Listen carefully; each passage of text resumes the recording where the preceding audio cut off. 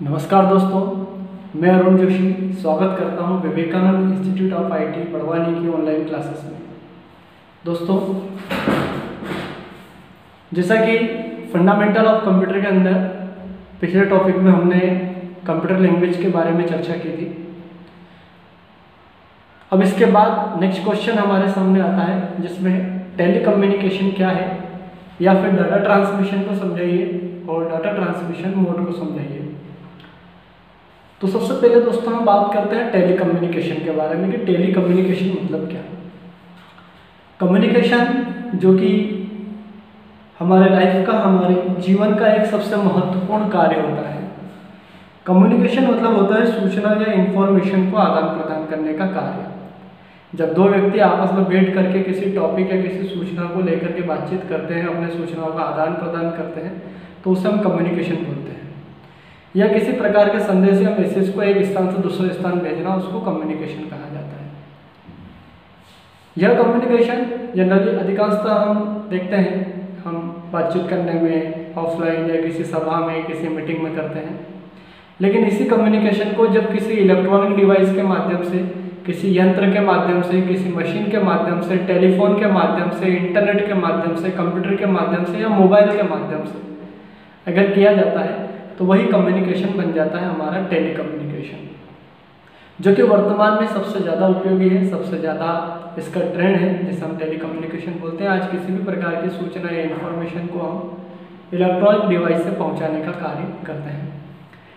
Tele communication की बात करें तो ये मुख्यतः दो प्रकार से ये कार्य करता है, जिसमें एक सीरियल कम्युनिकेशन होता है और एक पैरेलल कम्युनिकेशन होता है।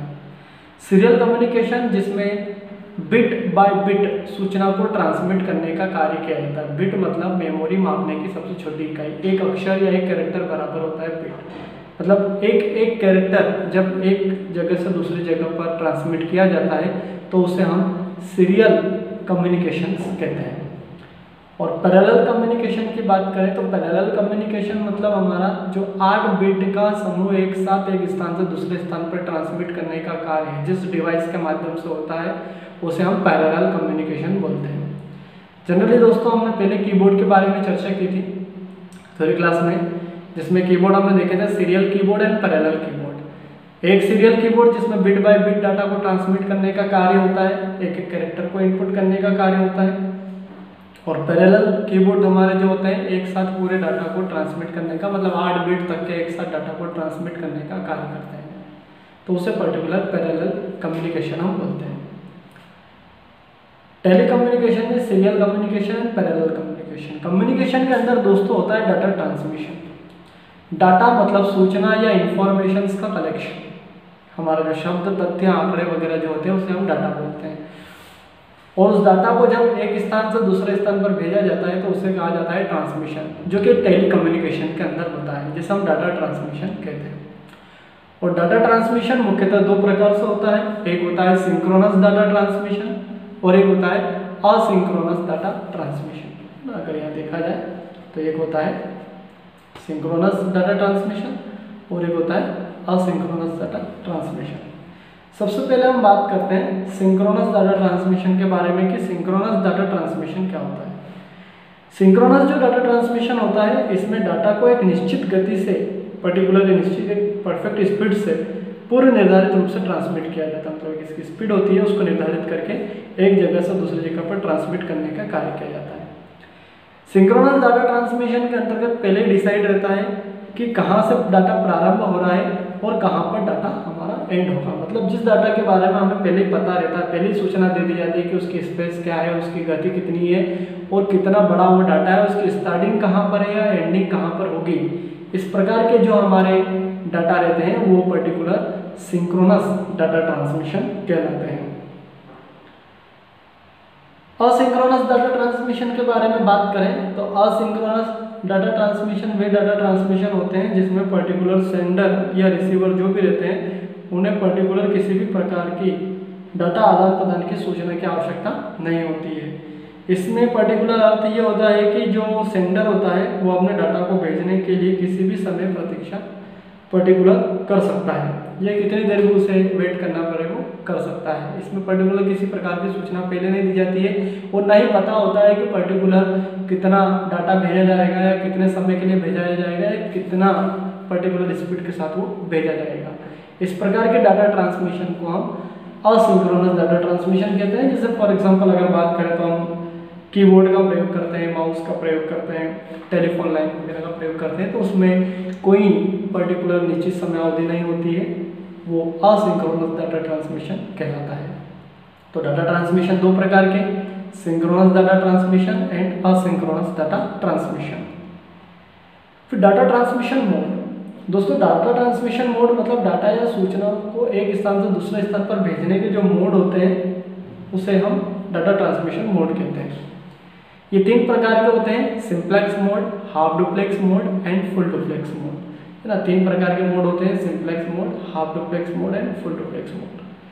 किसी भी प्रकार का डाटा ट्रांसमिशन दोस्तों होता है तो उसमें दो पक्ष होते हैं, एक होता है सेंडर और एक होता है रिसीवर। सेंडर मतलब जो मैसेज को भेजने वाला है और रिसीवर जो मैसेज को प्राप्त करने वाला है। इन दोनों के बीच में पर्टिकुलर ये डाटा ट्रांसमिशन मोड कार्य करते हैं। अब इसमें हम बात करते हैं सबसे पहले सिंप्लेक्स मोड के बारे में। सिंप्लेक्स मोड जो होता है इसमें डाटा ट्रांसमिशन की जो प्रक्रिया होती है वह केवल एक ही दिशा में होती है। जैसे आप देख रहे हैं यहाँ एक सेंडर है और यहाँ रिसीवर है। सेंडर वह व्यक्ति जिसके द्वारा सूचना भेजी जाएगी और रिसीवर वह व्यक्ति जिसके द्वारा सूचना प्राप्त की जाएगी। यहाँ पर सिंप्लेक्स मोड के अंदर डाटा का ट्रांसमिशन जो होता है वो एक ही दिशा में होता है। सेंडर ही बना रहेगा और रिसीवर ही बना रहेगा। सेंडर द्वारा यदि कोई सूचना भेजी जा रही है और रिसीवर उसे प्राप्त कर रहा है और रिसीवर के द्वारा सूचना प्राप्त करने के बाद यदि वो किसी प्रकार का फीडबैक देना चाहे तो वो इस सिंप्लेक्स मोड के अंदर नहीं दे सकता है, क्योंकि यहाँ पर इसमें डाटा का जो प्रवाह होता है वो केवल एक ही दिशा में होता है, जिसे हम सिंप्लेक्स मोड बोलते हैं। अगर फॉर एग्जांपल दोस्तों हम बात करें तो जैसे घर में टेलीविज़न होता है, हम टीवी देखते हैं, टीवी के अंदर जो भी न्यूज़ वगैरह हमको बताई जाती है वो सिंप्लेक्स मोड में होती है। वो जो भी हमको बताएंगे वो सेंडर है और हम जो प्राप्त कर रहे हैं वो रिसीवर है। हम किसी भी प्रकार का फीडबैक या प्रतिपुष्टि हम उनको नहीं दे सकते हैं, उसे हम सिंप्लेक्स मोड बोलते हैं। फिर डाटा ट्रांसमिशन का अगला मोड दोस्तों होता है half duplex mode. Half duplex mode के अंदर सेंडर रिसीवर की जो प्रक्रिया होती है वो दोनों तरफ से होती है। इसमें सेंडर द्वारा जो सूचना भेजी जाएगी वो रिसीवर द्वारा प्राप्त की जाएगी और रिसीवर द्वारा सूचना प्राप्त करने के बाद में ये व्यक्ति बनेगा सेंडर और ये व्यक्ति बनेगा रिसीवर। मतलब ये व्यक्ति वापस सूचना को फीडबैक दे सकता है या प्रेषित कर सकता है। लेकिन इसके अंदर जो प्रक्रिया होगी वो स्टेप बाय स्टेप होगी, एक साथ नहीं होगी। पहले ये सेंडर बनेगा, ये रिसीवर बनेगा, फिर ये सेंडर बनेगा और सामने वाला जो सेंडर था वो रिसीवर बनेगा। इसे हम बोलते हैं हाफ डुप्लेक्स मोड। अगर इस एग्जांपल की हम बात करें तो जैसे आर्मी वगैरह के अंदर वॉकी टॉकी का हम यूज़ देखते हैं, जिसके अंदर पर्टिकुलर यदि एक आर्मी जवान के द्वारा कोई सूचना दी जा रही है तो दूसरा आर्मी जवान जो सुन रहा है, जो रिसीव कर रहा है, वो केवल रिसीव करने का ही कार्य करेगा जब तक सामने वाला ओवर ना बोल दे। फिर सामने वाला जैसे ओवर बोलेगा मतलब उसकी बात खत्म हो गई है, अब जो रिसीवर था वो बनेगा सेंटर, मतलब वो बोलना शुरू करेगा और इधर वाला व्यक्ति रिसीव करना या सुनना प्रारंभ करेगा। तो ये एक प्रकार की जो प्रक्रिया होती है, मोड जो होता है उसे हाफ डुप्लेक्स मोड कहते हैं। और दोस्तों डाटा ट्रांसमिशन का अगला मोड जो रहता है उसे हम बोलते हैं full duplex mode. Full duplex mode जो होता है इसके अंदर पूरी तरह से डाटा का ट्रांसमिशन दोनों दिशा में होता है और एक ही समय में होता है। जो सेंडर है वो सूचना को भेज भी सकता है और रिसीवर जो है वो प्राप्त करके भी सूचना को भेज सकता है। मतलब दोनों एक समय में सेंडर भी बन सकते हैं और दोनों एक समय में रिसीवर बन सकते हैं। जैसे एग्जांपल में अगर हम बात करें तो mobile phone, telephone line, internet, ये हमारे सामने टेली कम्युनिकेशन के ऐसे एग्जांपल है दोस्तों जो फुल डुप्लेक्स मोड के अंदर आते हैं, जिसमें एक ही समय में दोनों पक्ष सेंडर भी बन सकते हैं और एक ही समय में दोनों पक्ष रिसीवर भी बन सकते हैं, सूचना या डाटा का आदान प्रदान भी कर सकते हैं। तो डाटा ट्रांसमिशन के मुख्यतः 3 मोड होते हैं, जिसमें होता है simplex mode, half duplex mode and full duplex mode. तो ये एक महत्वपूर्ण क्वेश्चन हमारा, जिसमें टेली कम्युनिकेशन क्या है, टेली कम्युनिकेशन के अंतर्गत डाटा ट्रांसमिशन क्या होता है, टेली कम्युनिकेशन कितने प्रकार के होते हैं, डाटा ट्रांसमिशन कितने प्रकार के होते हैं, उसके बाद में हमने डाटा ट्रांसमिशन मोड देखे, जिसमें 3 प्रकार के मोड होते हैं, simplex mode, half duplex mode and full duplex mode. क्योंकि एग्जाम में ये क्वेश्चन सबसे ज़्यादा पूछा जाता है दोस्तों, डीसी क्लास में भी और पीजीडीसी क्लास में भी। तो इस क्वेश्चन को आप अच्छी तरह से समझिए, नोट्स में इसको अच्छी तरह से पढ़िए और इस वीडियो को देख करके लाइक कीजिए, सब्सक्राइब कीजिए, शेयर कीजिए। मिलते हैं अगले वीडियो में। Okay, bye.